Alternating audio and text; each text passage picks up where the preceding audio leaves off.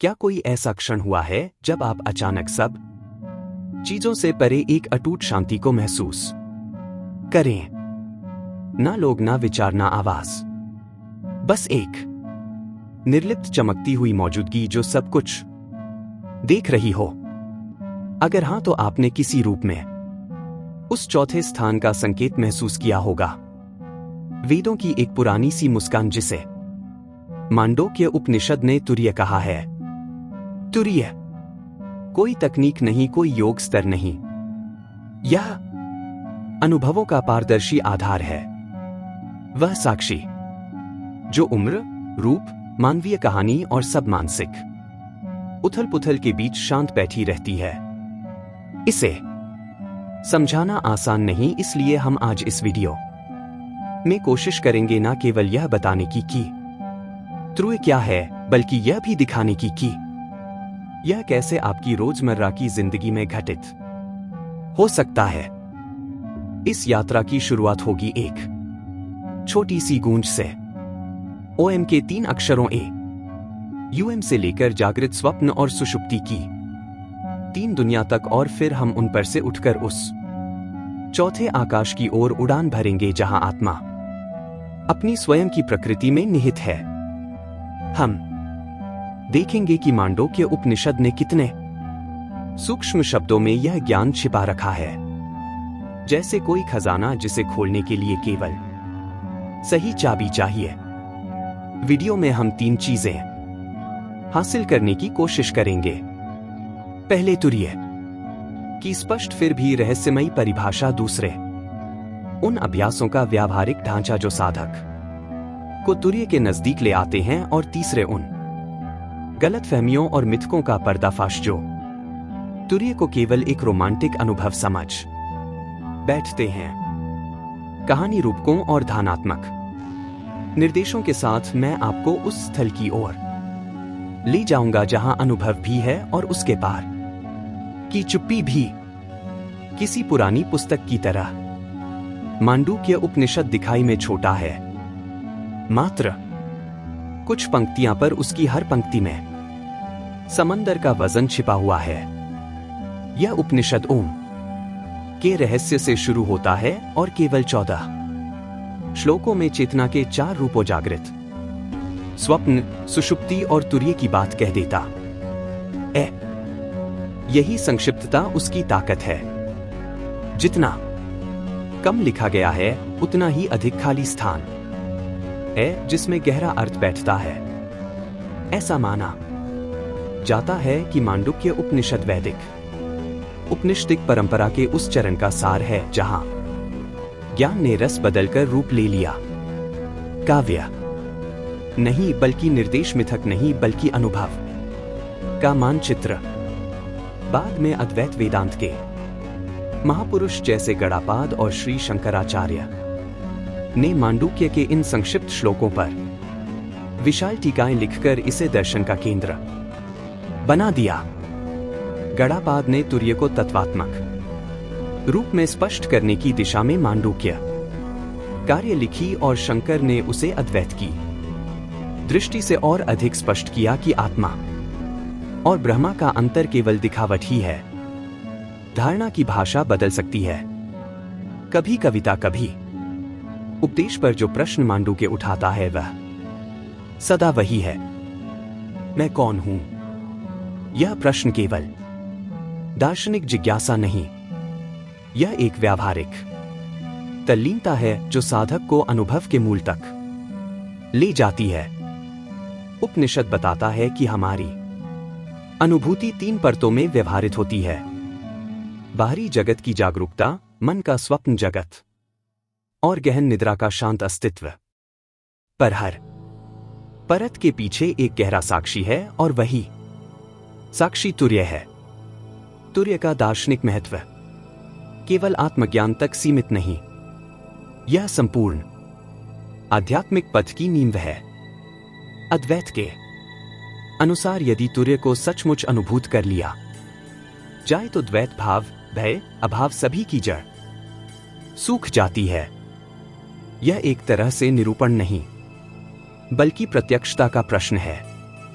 उपनिषद केवल संकेत करता है, पर जो अनुभव करता है वह जानता है कि शब्द उस अनुभव के सामने केवल नक्शे हैं, नक्शा नहीं। कल्पना कीजिए, एक समुद्र के ऊपर उठते हुए लहरों को देखकर कोई कहे यह लहर अलग है। मांडूक्य कहता है, लहर का स्वरूप अस्थायी है, गहराई वही है जो स्थिर रहती है। उसी स्थिरता को तुरय कहते हैं, या एक स्पष्ट आकाश की तरह जहां बादल आते और जाते रहते हैं।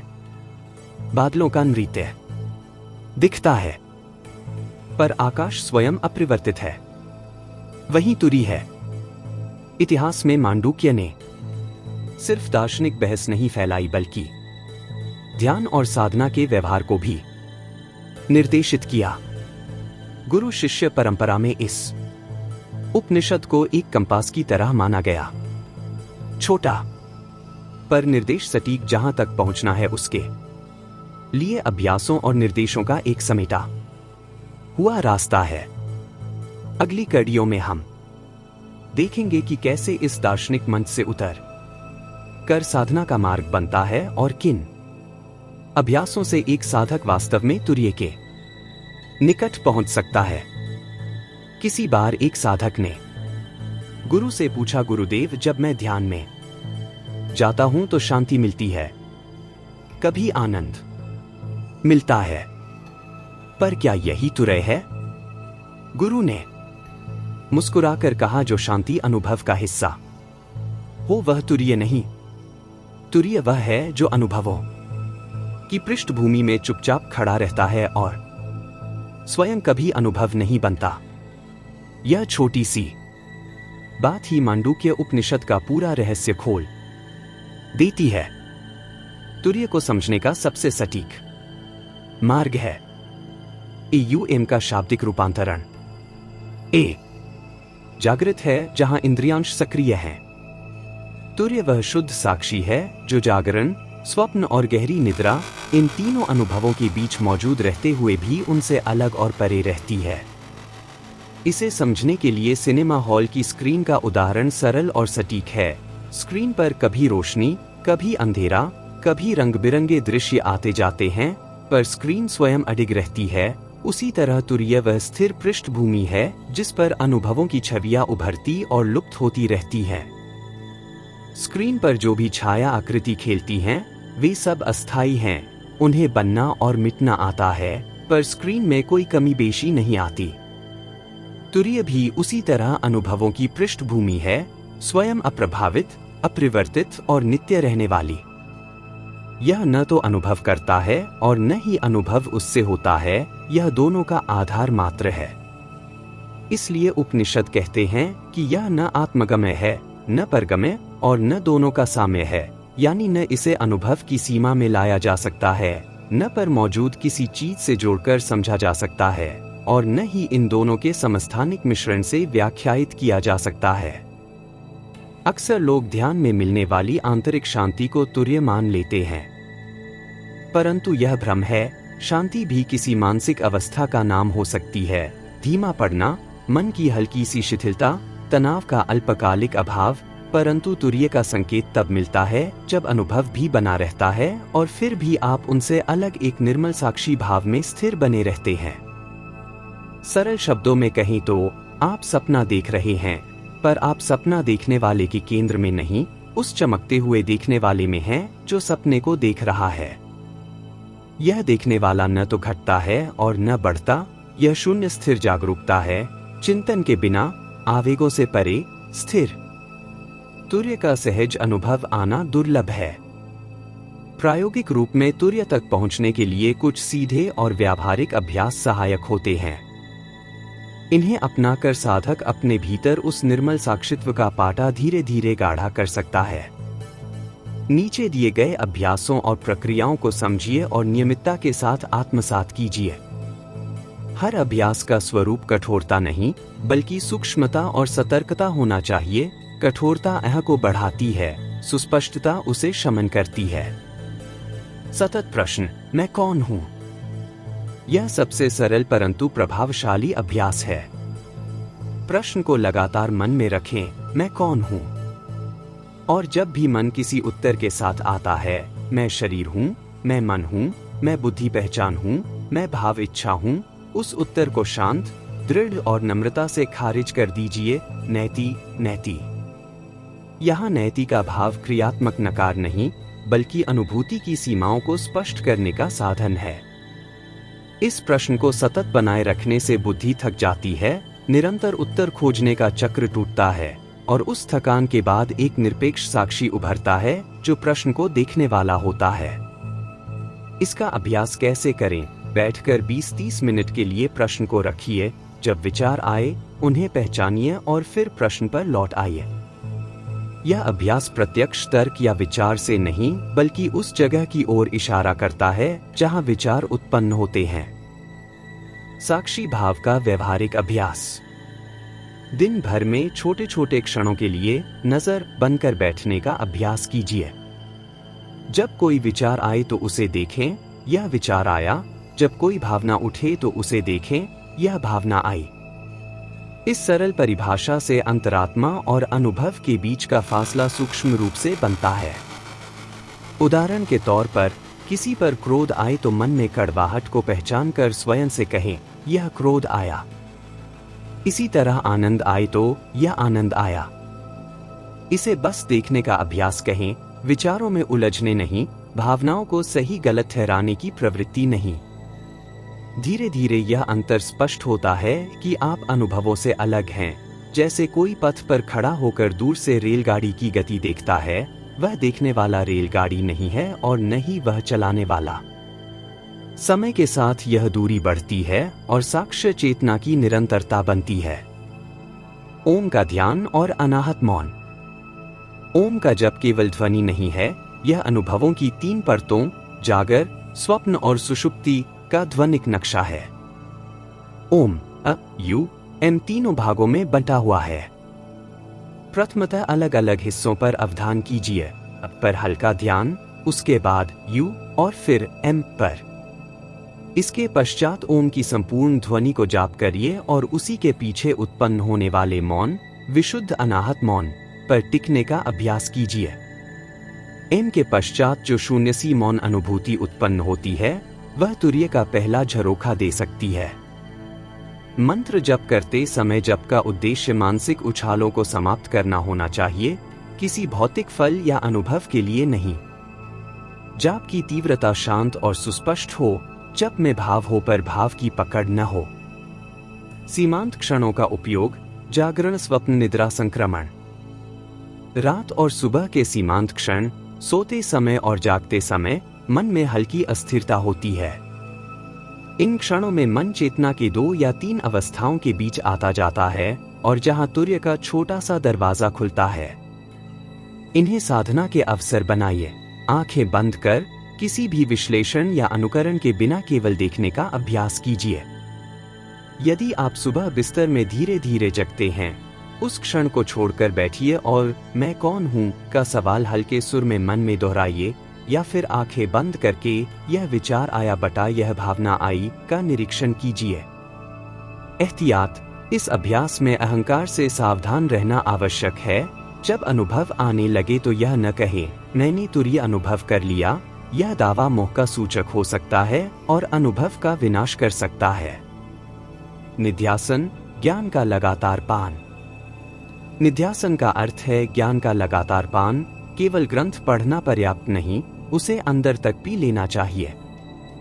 रोजाना कम से कम 20-30 मिनट का केंद्रित आत्मचिंतन रखें, न केवल औपचारिकता के लिए, बल्कि उस अवस्था को गहराई से अनुभव करने के इरादे से। इस समय प्रश्न सरल रखें, मैं कौन हूं? जब भी मन कोई उत्तर दे, उसे धीरे धीरे और दृढ़ता से टाल दीजिए। नैति, नैति। यह सतत प्रश्न बुद्धि को उसके दाव पर छोड़ देता है और उस खालीपन में साक्षी की उपस्थिति स्वतः स्पष्ट होती है। निध्यासन के दौरान पोस्चुरा पर ध्यान दें, कमर सीधी, श्वास सहज और आंखें आधी बंद या पूरी तरह बंद रखें ताकि बाहरी उत्तेजनाएं न्यूनतम रहें। 4 जागरण नियम और सीमित अहम भाव। रात और सुबह के सीमांत क्षणों का सदुपयोग करना। जैसा ऊपर बताया, एक नियम बनाइए। इसके अतिरिक्त दिन के छोटे छोटे क्षणों, खाने के बीच, चलते समय, किसी कतार में खड़े होते हुए इनमें देखना अभ्यास कीजिए। ध्यान रखें कि साधना में अहंकार की चिंगारी से बचना जरूरी है। जब अनुभव आता है, उसका आनंद लेते हुए यह न कहें, मैं महान हूं, मैंने तुर्य पा लिया। ऐसा कहना अनुभव का भ्रष्ट रूप है और आध्यात्मिक अहंकार को पोषित करता है। तुर्य का अनुभव विनम्रता, स्पष्ट आत्मनिग्रह और निष्कपटता से आता है, न कि आत्म प्रशंसा से। गुरु और परंपरा का महत्व। मांडूक्य और अन्य उपनिषदिक शिक्षाएं दिशा निर्देश देती हैं, पर अनुभव गुरु शिष्य परंपरा से पुष्ट होता है। एक अनुभवी मार्गदर्शक आपके अनुभवों का टिकाऊ मूल्यांकन और सही दिशा प्रदान कर सकता है। गुरु का कार्य केवल तकनीक देना नहीं है, वह साधक की सूक्ष्म भूलों को दिखाकर उसे निष्कपटता की ओर मोड़ता है। गुरु की उपस्थिति का लाभ यह है कि वह मोह, भ्रम और अहंकार के लक्षणों को पहचानकर साधक को सही समालोचना दे सकता है। परंतु गुरु को ढूंढने में विवेक का प्रयोग करें। सच्चा गुरु वह है जो नियमों को कठोरता से नहीं बल्कि सहजता और प्रेम से समझाए। निजानुभव और परिणाम।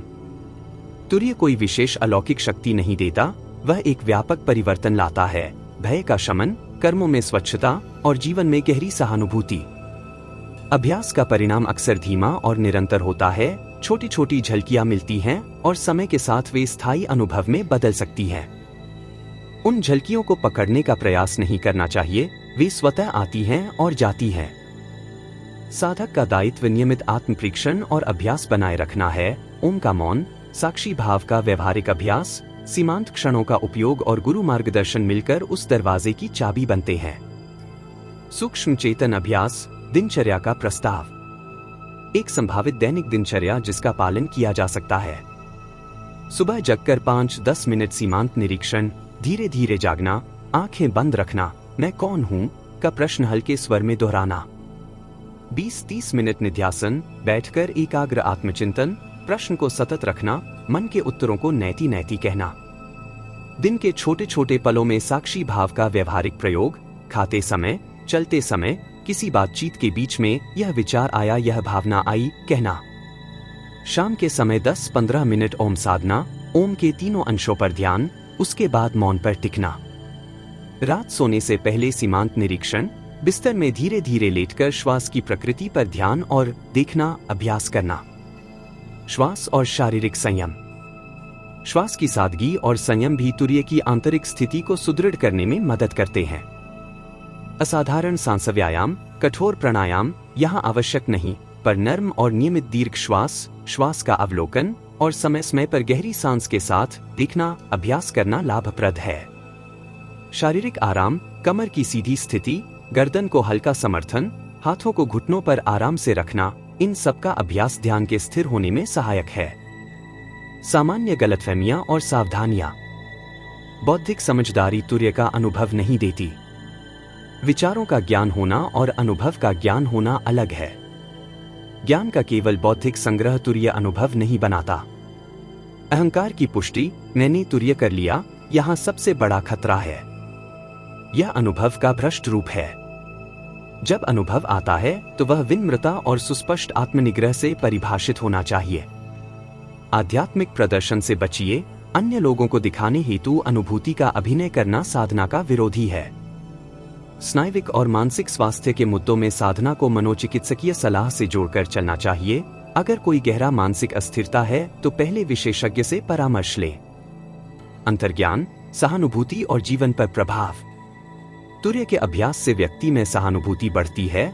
दूसरों के दुख और सुख को देखकर सहमति और संवेदना उत्पन्न होती है। भय के घटने से कर्मों में स्वच्छता आती है, क्योंकि जब साक्षी भाव प्रमुख होता है तो कर्मों की प्रतिक्रिया निर्णयन में विवेक संलग्न होता है। यह परिवर्तन अल्पकालिक नहीं है, यह जीवन के दृष्टिकोण और संबंधों में धीरे धीरे और स्थायी रूप से परिलक्षित होता है। व्यक्तित्व में यह परिवर्तन विनम्रता, धैर्य और निरपेक्षता के रूप में झलकता है। सरल उपसंहार। तुर्य तक पहुंचने का मार्ग बाहरी जागरूकता को नकारने से नहीं चलता, यह उसे पारदर्शी साक्षित्व में बदलने का क्रम है। नियमित आत्म परीक्षण, ओम का मौन, साक्षी भाव का व्यवहारिक अभ्यास, सीमांत क्षणों का उपयोग और गुरु मार्गदर्शन, ये मिलकर उस दरवाजे की चाबी है। याद रखिए, लक्ष्य किसी विशेष अनुभव को हासिल करना नहीं, बल्कि अनुभवों के प्रति आपकी स्थितिगत पारदर्शिता और साक्ष्य चेतना की निरंतरता को स्थापित करना है। अभ्यास का स्वरूप नफरत या आत्मनिंदा नहीं होना चाहिए, यह एक समर्पित, विनम्र और निरंतरता प्रधान प्रक्रिया है। मांडूक्य उपनिषद ने जो ज्ञान हाथ में दिया है, वह तुर्य की खोज को सरल या तात्कालिक जीत नहीं बताता। तुर्य को पाने का अर्थ यह नहीं कि आपकी सारी समस्याएं पलक झपकते ही मिट जाए। इसका अर्थ है अनुभवों के बीच एक स्थायी साक्षी कोना उत्पन्न होना, जो धीरे धीरे आपके पूरे जीवन को रूपांतरित कर देता है। यह भाग उसी परिवर्तन की नाजुकता, संभावनाएं और आवश्यक सावधानियों को दर्शाता है और कुछ सरल व्यावहारिक तरीकों से बताता है कि तुर्य का अनुभव जीवन के रोजमर्रा के आयामों में कैसे उतरता है। प्रायः तुर्य का अनुभव अल्पकालिक झलकियों के रूप में शुरू होता है, जैसे समुद्र की सतह पर अचानक एक क्षणिक चमक उठना। आप चौंकते हैं, पर फिर रोजमर्रा की हलचल लौट आती है। परंतु निरंतर अभ्यास से वही क्षणिक चमक भीतर का स्थायी प्रकाश बन जाती है। परिणामस्वरूप प्रतिक्रियाएं कम आक्रामक होती हैं, भय घटता है, निर्णय शांति से लिए जाते हैं और दूसरों के दुख दर्द को आप एक अलग तरह की समझ से देखते हैं, न कि स्वार्थी सहानुभूति, बल्कि एक गहरी सहजता से। एक साधक ने इसे इस प्रकार व्यक्त किया, पहले क्रोध आते ही मेरा सारा ध्यान उस आग में बह जाता था, अब क्रोध आता है, पर मैं उसके केंद्र में नहीं फंसता, मैं उसे देखते हूँ और कुछ क्षणों में वह ठंडा पड़ जाता है। यही तुर्य का व्यवहारिक फल है। अनुभव होते रहते हैं, पर आप उनके बंधक न बने। फिर भी सतर्कता अनिवार्य है। सबसे बड़ा खतरा आध्यात्मिक गर्व है। तुर्य की छोटी सी झलक मिलते ही कई लोग गर्व और अलगाव की सूक्ष्म भावनाओं में फंस जाते हैं। मैं उन्नत हूं का भ्रम अनुभव के मार्ग को ही काट देता है। सत्य विनम्रता में ही रहता है। आत्म प्रशिष्टता और आत्म प्रशंसा अनुभव को दूषित कर देती है। कुछ लोग तुर्य के अनुभव को दुनिया से कटने का औचित्य मान लेते हैं और पारिवारिक कर्तव्यों या सामाजिक जिम्मेदारियों की अनदेखी कर देते हैं, परंतु सच्चा तुर्य जीवन में अधिक पूर्ण उपस्थिति लाता है, भागकर छोड़ने का बहाना नहीं। गहन साधना के दौरान मानसिक अस्थिरता भी कुछ लोगों को अनियोजित अनुभवों या चिंता के रूप में प्रभावित कर सकती है। यदि ऐसा हो तो गुरु से मार्गदर्शन लेना या योग्य मानसिक स्वास्थ्य पेशेवर की सहायता लेना बुद्धिमानी है। आत्मनिर्णय और सुरक्षा दोनों के लिए यह आवश्यक है। अब एक सरल व्यावहारिक अभ्यास, 3 मिनट का विटनेस ब्रेक। आराम से बैठें, पीठ सीधी रखें और आंखें बंद कर लें। अपनी सांस पर सामान्य अवलोकन रखें, 6 से 8 गमन प्रस्थान तक श्वास को महसूस करें।